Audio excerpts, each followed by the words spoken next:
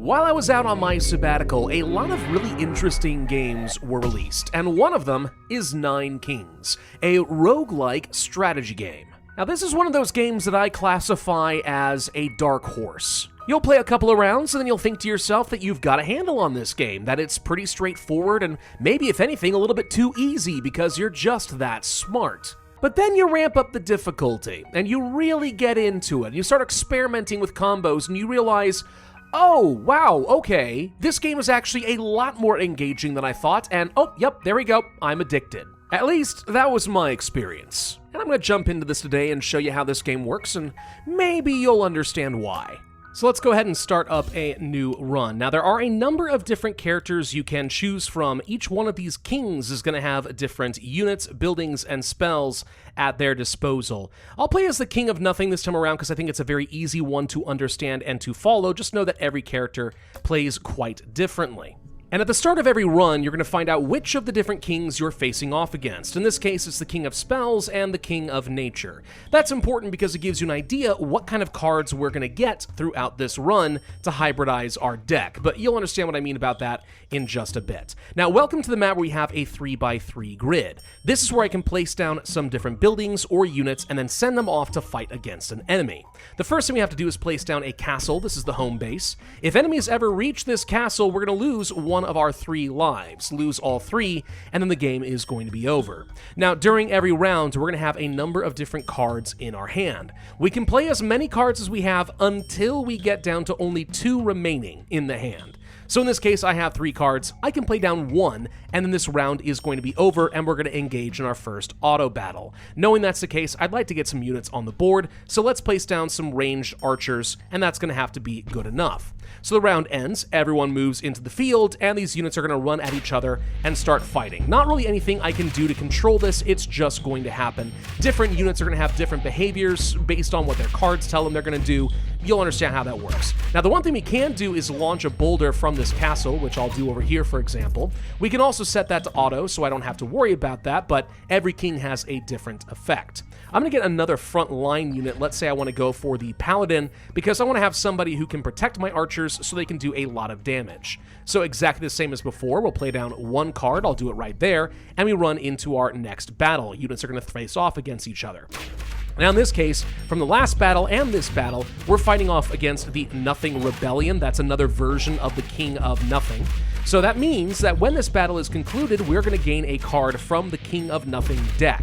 This is relevant because if you face off against a different king, so let's say the King of Spells, we can get a card from his deck, right? And this means that as you play the game, you'll have your starter group, but you can hybridize that deck and synergize with different kings and their special effects, right? That's how that's intended to work. I'm not worried about a tower here. Let's go ahead and pick up another wild card. So every plot that you have is capable of leveling up. Right now we have a level 1 archer, level 1 paladin, level 1 castle, etc. And they can level up to level 3. Some rare cases can go even higher than that. If I were to place this on the paladins, for example, they'd get more units, which is great for doing damage, plus their stats would go up. So more health, more damage, etc. But instead of doing that, the first thing I'll do is place down a blacksmith. So every year, so the start of every round, we're going to gain some additional attack damage permanently for the rest of this run on our adjacent units. So we'll do this. Both of them get 2% more damage. That doesn't sound like much, but if you can level up the blacksmith, so it gives 6%, and then you have it around a long time, over the course of the run, your units can get like 300, 400, 500% extra damage. It really can add up. So don't underestimate the value of some of those adjacency buildings. They're nice. Now, here we're fighting off against the King of Spells, and I'll speed things up a little bit. So we know we're going to get something from his deck. Now, the King of Spells has some very good spell cards, unsurprisingly. Some decent units. The Wizard is a little bit of a slow unit, not my favorite, but it's okay. You get a library. Every year we have a chance of getting an extra enchantment on an adjacent troop. There's something to be said about something like that. Like, for example, if I were to place down a spell on the paladins and make it so they do poison damage, for example, and I have a library right here, there's a chance that we can just start stacking up that spell and making it stronger and stronger for free. It's not bad, only if I plan on having a lot of enchantment cards. And at the moment, I don't know that I do. A Spire would heal some of my units. This is not a bad choice. I'll take this for now, and maybe we can make some good use out of it. Now, after a few turns, you're going to get a free perk called a Royal Decree, and it's random what you're going to get. So all my followers could get 30% more damage. That's not bad. Or poison effects are applied twice. I don't have any of those, but you get the idea. Increase attack speed of towers. I'm not using towers, so it kind of makes sense to go for 30% more damage on my units. Now, I could go for wild cards, or I could go for the Spire. I'm going to do a wild card. Let's go ahead and level up, let's say, the Archers. Actually, I should have done that on the Blacksmith now that I think about it. I could have just scaled a little bit harder. I don't know why I felt the need to do that, but oh well, it's fine. So now we have the Archers that are a little bit stronger. They'll just burn through this front line a little faster. That's great. Now, one thing you're going to see here is every one of these plots that does damage is going to show a number showing how much damage they did this round. So our Archers gained a lot more value than they had before, which is obviously going to be great. I'll take another Paladin, by the way, just so we will be able to level that up. So one level up here made a huge difference, making the Archers better. I'm going to use that wild card on the Blacksmith this time. Let's go ahead and start adding 4% damage onto each of these units. Now we're facing off against the King of Nature for the first time. Okay, that could be pretty good. The King of Nature has some very good spells and abilities that are going to synergize with almost every king. So I do like facing off against the King of Nature. He's usually easy to beat, and he can make your army very, very strong. In this case, Procreate. Just add 9 more units onto one of your targets here, right? Like the Paladins. That's not bad. That said, there's something kind of specific I'd like to farm for. Do I take Procreate or do I do something else? I guess I'll just take the Procreate. It's fine. It's not a big deal. Now, after a few rounds, you're going to find out that there is going to be a blessing on one of these tiles. In 9 turns, something's going to happen. We'll double the HP of a card that is on a specific plot. This one right here. So if I have a unit right here, in 9 turns, it's going to get double HP. That's great for a couple of things I can think of. Otherwise, I don't know. I like having kind of a checkerboard of units and buildings that get a lot of adjacency bonuses. For now, let's just go ahead and buff up our Paladins. Make them a little bit stronger so that 4% stacks up a little bit more because they have better damage stats. Good enough for me. And I'm going to speed up the battles even further. We'll slow down when we need to when we get to something big. For now, I think you understand the gist of how this is going to get. Now, for now with the King of Nothing, it's pretty straightforward. I mean, we have a front line and we have range units. All right, the behavior of units is pretty straightforward. But I promise, as time goes on, you're going to find out that some army builds can get really, really crazy. Let's go ahead and max out the level of these Paladins. So now we have a very, very strong front line here. The King of Nature is going to get just absolutely shredded here. I mean, we're very slow with my Paladins. That's their big problem, is they don't move very quickly. But aside from that, they're kind of hard to kill. So I don't think that the King of Nature can do anything. Please give me some, gosh dang it, boars. I was hoping for boars. All right, I'm going to do a reroll here. Okay, that's not what I was looking for. I'm going to do another reroll. Okay, well, they're just messing with me at this point. Okay, I was hoping for something specific called boars, which I can place adjacent to some units, and then it's going to basically give my paladins mounts. So they'll move faster, they'll have more HP, and they'll do more damage. That would have been great, but the game did not want to give it to me, so okay. I'm not taking the elves. I don't know if I want to take the clone. I'll do one more reroll since it's free. This game is messing with me, dude. Okay. One more reroll. There's the boars. All right. We got a lot of free rerolls, so I'm willing to do it. Okay, now that we have boars, we got to choose another king that we want to fight against. The King of Blood or the King of Progress. I'll take the King of Progress. So now there's 3 different targets that we could face off against. Again, very useful if you have some idea what cards you want to get. Now I'm going to place the boars over here. So they can get mounted by adjacent troops, including my archers, unfortunately. But for every 1 HP that the boars add on to one of these units, like the paladin, it boosts up their stat by 1%. So by placing the boars here, in a few years, we're going to get double HP, which means double stats on all of my paladins. So all of a sudden, you can see here the paladins have a lot more value. I don't know if I care about any of this. I guess I'll take Precision as a spell, but I'm not really feeling like it's super important. I'm instead going to use Procreate on the boars, so we have more boars to use, which can boost up, hopefully, a lot more paladins, so now they're fast, and they do a lot more damage. Notice that 2,000 number from the last run should hopefully go up pretty drastically, since my paladins are going to be a lot more effective. Yeah. We're scaling now. This is looking pretty good. If we can get something that constantly adds in additional health to our boars, that only gets better and better. We could go for more spires. I haven't even used one yet. We could do a static here just for lightning chain damage. It's okay if you have really fast attacking units, like our archers. They're all right. I'm going to take the Spire, actually, which feels a little weird, but I'm going to do it. Maybe we can find a way to make that work. Now, after a few turns, you will get visited by a shop periodically. In this case, it's a sage who sells some spells that we can use. Merchants are great because this is one of the few occasions where I can have more than 3 cards, which means I'll get to play more than 1 card in a single turn. So that doesn't seem so bad. Frost, slow enemy at move and attack speed. That's pretty good. Sacrifice, destroy a plot to level up adjacent plots. Can be good in some circumstances. A clone, maybe. I do think that spending 30 gold to get 15% extra stats could be solid. Let's go for the Frost. Let's go for the Clone, and I think that'll be fine for the moment. I'm going to use Clone on the Blacksmith so we can get this up to level 3 and max out its value. Then I'm going to take Frost, add that to the Archers, since they'll be able to constantly slow down enemies. And I'll place down a Spire, and let's just go ahead and do that there, so we can start healing our Paladins and keep them in the fight even longer. There we go. So now we're starting to see that we are healing our units. This is looking great. Now, the King of Nature relies a lot on having Elves. They're fine. They always attack the back line with a lot of damage. They just fire so slowly. I never find the King of Nature as much of a threat, personally, which is one of the reasons I like fighting him. Boars! Yes, I would like to level up my Boars so they have even more stats to work with, which again, just makes my Paladins that much better. Now we're facing off against the King of Progress. This guy has some pretty strong frontline units, plus these Executioners in the back. They always attack whichever units have the least HP, which in this case was all of my Archers, so they all got kind of wrecked there. My units are dying. You can see we only have 18 left, but I think we have just enough health, in part thanks to the Spire, that we'll be able to wipe that out. But that got a little bit dangerous. There's the Defender. Yeah, these are the tank units. They don't attack, but they do reflect all damage. It's not bad. It's really not bad at all. Overhaul. Destroy a target plot to level up 2 random plots. This could be solid. Yeah, I'll take this. If we can level up something that we don't really care much about, I could see that being very solid. I'm going to pick up a plot that is close to the Boars in case we get something to boost up its health.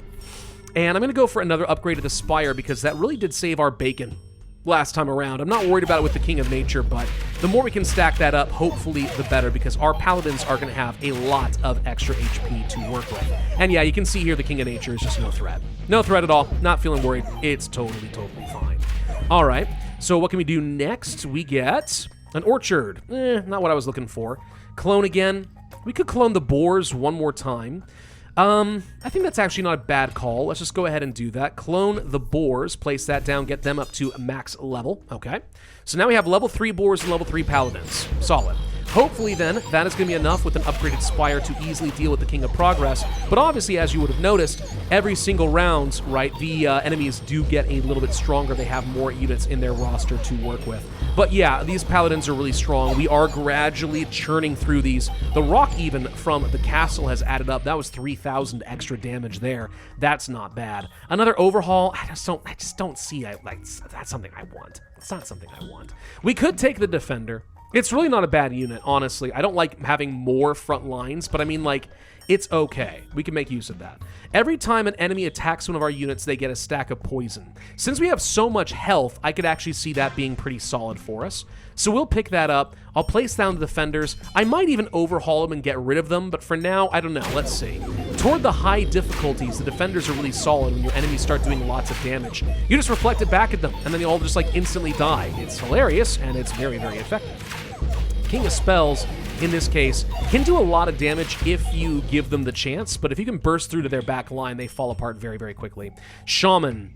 Buff allies attack based on its own damage. Great if you can stack a lot of damage on a Shaman, which we do have Blacksmiths, so this could work. But I think what I'd rather do is start stacking up and investing more in the castle. So let's go ahead and make that a little stronger so we have stronger rocks to work with. We'll just throw bigger and bigger rocks. All right. King of Nature, once again, going down pretty quickly. All these units that attacked me are now taking some poison damage, which just weakens them a little bit. If we could stack up a lot of extra poison, I could see that being solid. It's just a decent build if you have a lot of strong, high health units. Another clone for us. Oh, boy. Okay, I will take the clone. But what I'm going to do, well, we just buffed up the health of all of our Boars, so that's solid. I could get more Boars, or I could do an overhaul on the defenders, but I'll clone it first so I have it on hand. Let's do this. That levels up a castle and my archers. So we just got a lot of extra value for only losing 3 defenders. I call that a very, very solid pickup for me. And then we can just place the defenders down again if I want to. And I can get rid of them again. I don't know. You should never be afraid to get rid of some of your plots and destroy things to level up other things. It is a surprisingly effective option. Since we have a really strong front line, I'm going to go ahead and pick up the Wizard. The Wizard should hopefully be able to do a lot of extra backline damage. I could see that being pretty good. The elves will destroy them very, very quickly. So it's not good against the King of Nature, but for everybody else, maybe it's okay. Actually, against the King of Progress, they have pretty low HP. They're just going to get shredded. Yeah, having actually a strong backline doesn't necessarily do me a lot of good. Maybe it would be better to go for just lots of really fast melee units instead. Maybe. We can add 9 more units onto a selected troop. I think I'll just go ahead and take the extra procreate. Precision would be good against with the archers since they do a lot of damage, but I'll just procreate the boars one more time. So we know that we have plenty to go around to go with all of this. A rainbow army. This is a rare thing that can happen periodically. We're going to face off against basically a bunch of nature neutral units and get a very rare card as a reward, which is awesome. I love that. What are we going to get? Echo Form. Duplicates a target plot and all of its stats to one empty adjacent plot. Well, I could see that being solid. An ogre every year gets stronger for every adjacent plot that's empty. No thank you. Increase 10% of a random stat to a random plot. It's a temple. I could place that down and just keep stacking up on something. I'm going to take the Echo Form, I think. But what do I want to do with it? I could duplicate really good boars, and if I get another plot, let's say over here, and get more units, they'll start off unbelievably good because we're going to have really good boars. Is that stupid? I don't think it's stupid. I think it makes sense. I'm going to go ahead and do this. Let's do an Echo Form. Boom! Look at all those boars. Look at all those boars. They don't even have anyone to ride them yet, but they're going to be really good if I can find somebody. Okay. And boars, they don't do a lot of damage on their own right. Like, they're just sort of okay. But, like, as far as a support unit goes, they're one of the best. Mounting your units is solid. I would love to get, let's say, a clone on, I don't know, let's say, how about more paladins, and do this again. There we go. Now, the problem, of course, with these frontline units is they're not getting any benefit from the blacksmith. But it's fine. Probably. It's fine. All those extra boars just make my units better. Every 1 HP they've got is 1% extra stats. So that's 132% free stats on the adjacent paladins, even at level 1. Right? And we can get more buildings to make them better. Now I kind of wish I'd use this on the soldier. We could still get the soldier, demolish this later in favor of faster, higher damage troops. Or I could just go for more blacksmiths, and we'll find ways to keep stacking up some damage. Or I could just double down on the paladins and say they're better. You know, I'll just double down on the paladins. It's probably fine. Double the maximum HP of all of your troops. Yes, please. Now our paladins are practically unkillable. They're going to have a lot of HP. 183.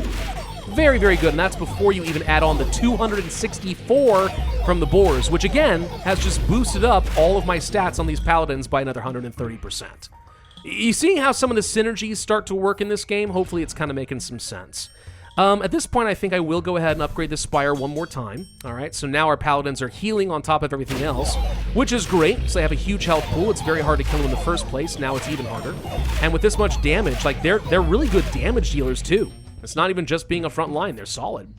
More boars. No point because we're already at level 3 on both of these, unless we want to put it on something else. So I'll go ahead and take a Procreate. That should be fine. We can make peace with an enemy king. This is a good opportunity to get rid of somebody that's not helping you much. I'm actually going to get rid of the King of Progress. I'm not finding that I'm making much use of what he's doing right now, so let's just do that. I'm going to toss probably Precision on the archers, make their first attack be critical. I don't know. I mean, I just need to get rid of that spell at some point. Now, if you ever find that you have a card in your hand that is completely useless, right? It's like, I regret picking this up. I can't do anything with it. That's fine. You can always sell the card in order to get some extra money. That's what this well is for over here. Steel Coat could be really good for me, by the way. I'm going to pick that one up. Yeah, you could take like the Defender and just drop this off here, and it's a way of getting a little bit of money. It's not a lot of money, But it still can be helpful if you know that you have an upcoming shop that could make a difference for you. Steel Coat, canceling the first hit that you would take in battle. Putting this on something that paladins will greatly increase their survivability. I could also put it on things like, let's say, the archers and stuff for the back line so that they don't die so easily. That's an option for me. I think I'll just go ahead and take a Procreate and put it on these paladins since they're doing really, really well for us and we have lots of boars to spare. So that's just going to keep getting better and better. And I think there's, what is it, 30, 40 years or so in a round. So we're at year 24. We're making pretty solid progress. Got a little bit of a way to go here. Poison Vial, I mean, we could do this. And then we could apply poison stacks on an enemy that way. It's not bad. Or we could just upgrade our castle so we can stop drawing that. I have a perk that lets my castle get leveled up past level 3, so that's why this is showing up here. Or we could just finish off our paladins and get them to a maximum level as well. I think I'll do that. I'll just go ahead and do that. That's completely fine. A cauldron. Place this on something and it'll basically make everybody do poison damage. That's not bad. The forest is what I had been looking for, because every year this adds 2% more HP for adjacent plots, including our boars. So I could see that being very solid. I'm going to pick that up, plus a cauldron. Do I want a dragon's den? What would I do with it? Where would I place it? This only gets strong if you're going to be destroying cards, and I don't think any of the kings I'm working with are good for destroying. So with some synergies, this is amazing. For us, probably not. Extra gold every year, maybe, but I think probably no. Let's go ahead and place down a cauldron right... Whoops, hang on, I have to leave the shop first. Let's place a cauldron down right here. So now my mages and these paladins do poison damage. And then I'm going to clone the paladins like I said I was going to, get them up to level 3. I'm going to hold on to this forest, because if I can place down another plot right here, I'll do that and make these boars even better. And then with the defenders, honestly, I'm tempted to sell them. Let's go ahead and place a steel coat on these paladins and just make them last even longer. Why not? It's totally okay to sometimes have 1 or 2 units that you just stack the crud out of, and then just throw everything you've got into one basket. Sometimes that ends up being a very strong strategy. By the way, we can see here now that that is the boss fight, so we are a few turns away from our final fight, and that would then end the run. Another steel coat, meh, it's okay. I'm going to take a castle, though, and we're just going to keep upgrading this. The castle is respectable. It's doing a few thousand damage, but the paladins, man, it's so hard to beat the paladins. They're just absolutely wrecking face right now. Every time these mages attack us, they're just stacking up more poison, and then they're just getting obliterated by the boars. It's such a strong combo. I love having the King of Nature as my secondary. It's just good. Upgrades to the wizards. My wizards are a little lackluster right now, so getting them an upgrade wouldn't be a bad thing for me. And then I'm going to go ahead and get this plot like I said I would, get the forest, and now we're just going to start stacking up even more HP on the boars, which means more stats on the paladins, so they're just even stronger. Yeah, hopefully you guys are seeing how this kind of is going to be working. Now, the thing is, you might look at this and say, okay, well, you're playing on kind of a medium difficulty. I'm playing on Duke difficulty right now. Like, this isn't so hard, right? You're doing completely fine. The game's easy enough to understand. And yeah, it is simple enough to understand. But here's the thing about Nine Kings, as I'm going to show you once we finish this run. You can increase the difficulty infinitely in this game. I kid you not. Every time you increase the difficulty, you'll see you have like a new rank, right? You go from, let's say, a count to a duke to a king to whatever, right?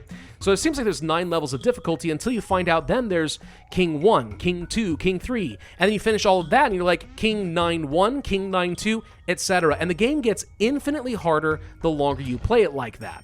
The end boss is basically how can I break the game? That's the entire point. By the way, I have to go for another feast.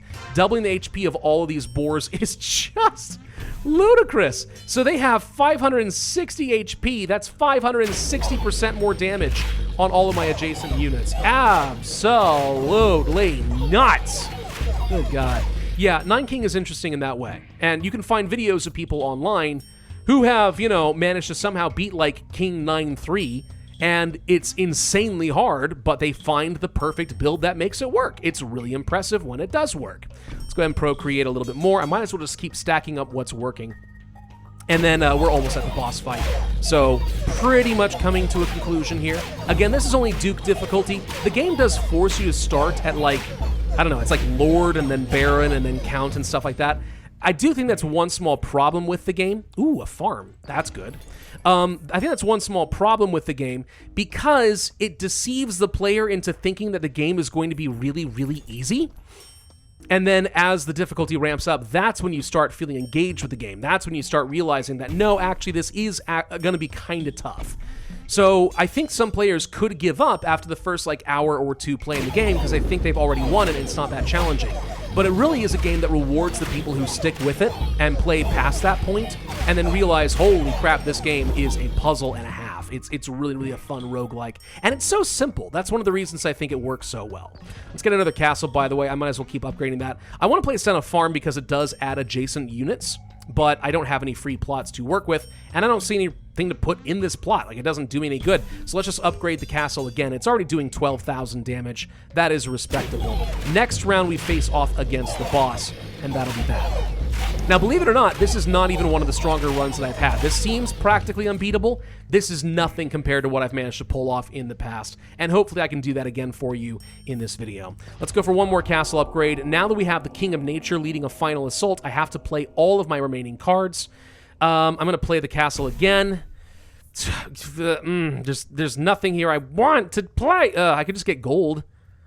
I'm going to get rid of the defender. I'm going to play the farm here. It's useless. Maybe I can get something to retrieve the farm later on, but it's totally pointless. All right, boss fight.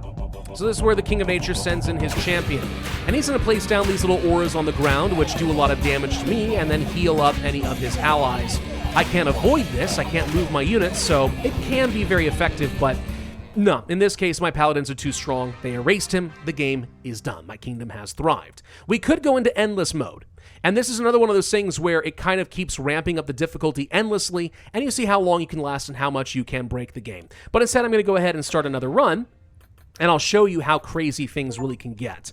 As you level up, by the way, you're going to be getting some additional perks, which you can use to make your runs more interesting. And they actually just reworked this perk system entirely, and it's kind of cool. So if I click on the King of Nothing and look down here, for example, I've got a whole bunch of different things slotted in here. We're leveling up adjacent perks. I had 30% extra attack speed for all of my Nothing cards. This wouldn't work on any units from other kings, but for my paladins, 30% attack speed, right? Paladins start with extra units. It's one of the reasons they were so effective. Free rerolls. We have troops starting with more HP, etc. Some of these end up being pretty darn good and can really define a run. I'm going to try something totally different. Let's go to the King of Blood. All right, so this guy likes creating a lot of small demon units.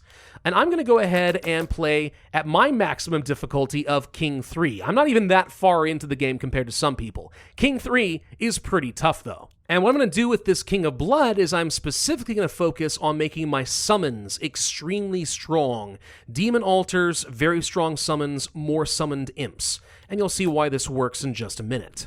Now, at the very high difficulties, some of these kings are absolutely ridiculous. If I had seen, for example, the King of Greed, I probably just would have immediately restarted the run, because it's a little hard, for reasons you'll understand in a bit. So the way that the Demon Altar works is every time one of our units dies, the demons are going to permanently gain strength.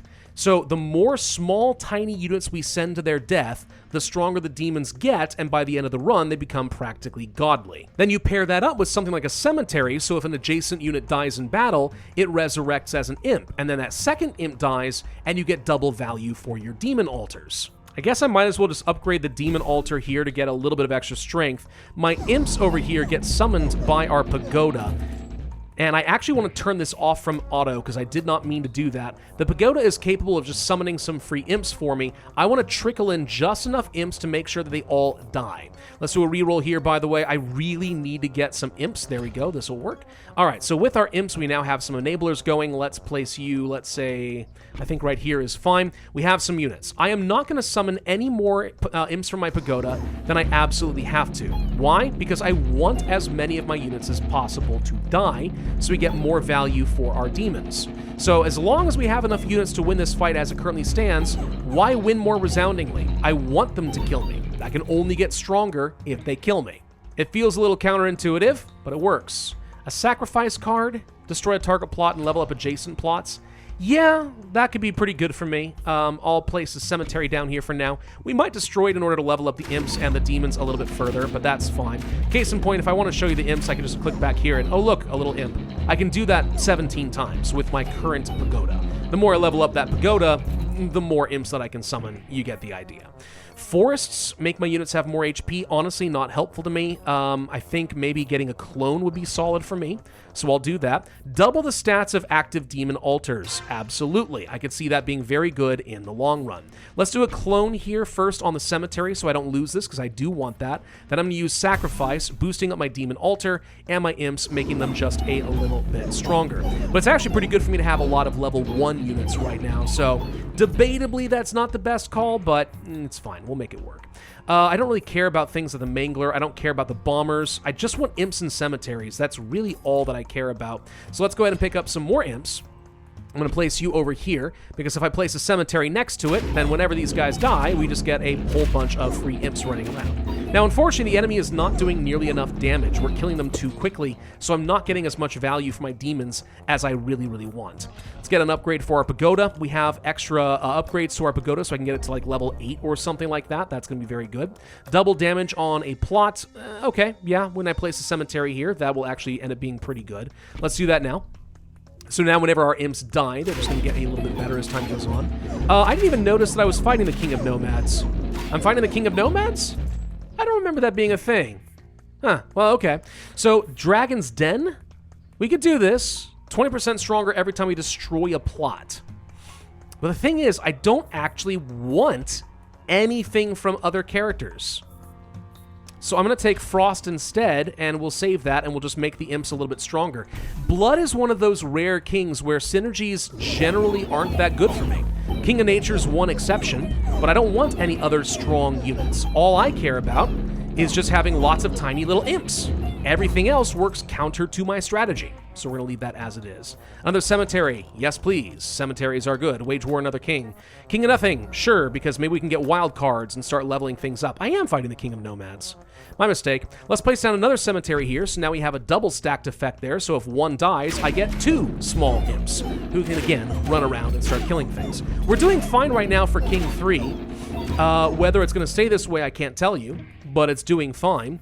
Raptors, mounted units, tempting, but I'm just going to keep upgrading the pagoda, I think. Make this better. I'm not summoning any units, but when I need to, we're going to be really glad that we have it. Come on, kill more of my guys. Kill more of my little guys. I'm begging you. The imps are just, they're begging for death.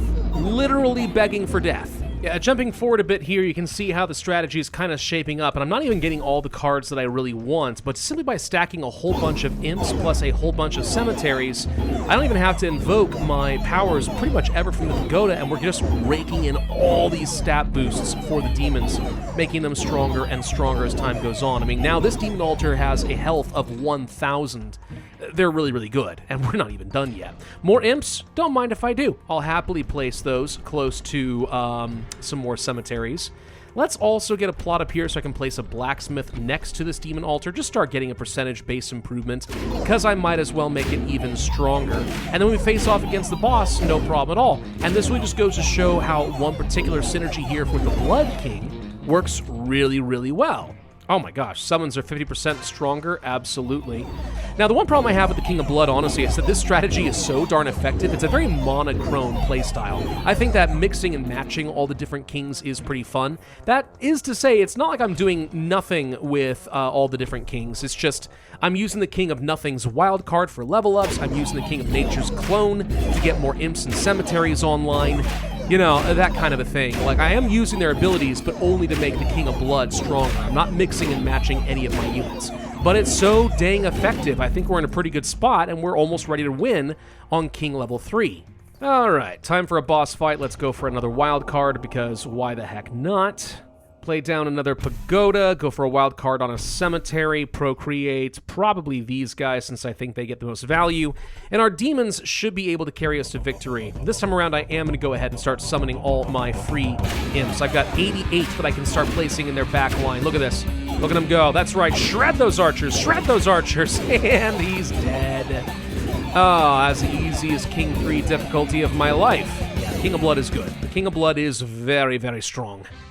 And we could just go ahead and start endless mode, but I don't need to. And one good thing is that this game is actually relatively quick. Like, this only took me 16 minutes to play through this entire run here. So you're not really jumping into a roguelike that you spend hours and hours playing. Every run ends up being a little bit arcadey, kind of fast-paced, and then you can just move on to the next one. And if you lose, not a huge loss of your time. Just go ahead and pick up the next run.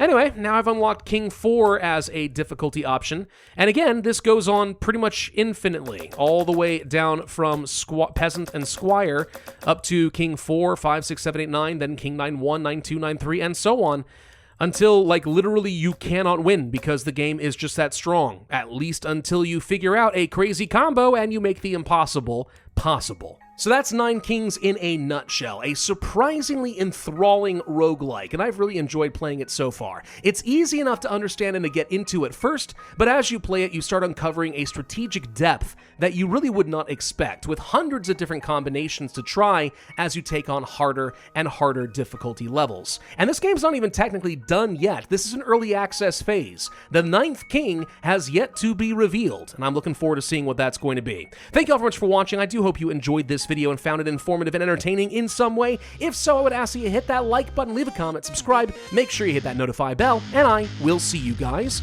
next time.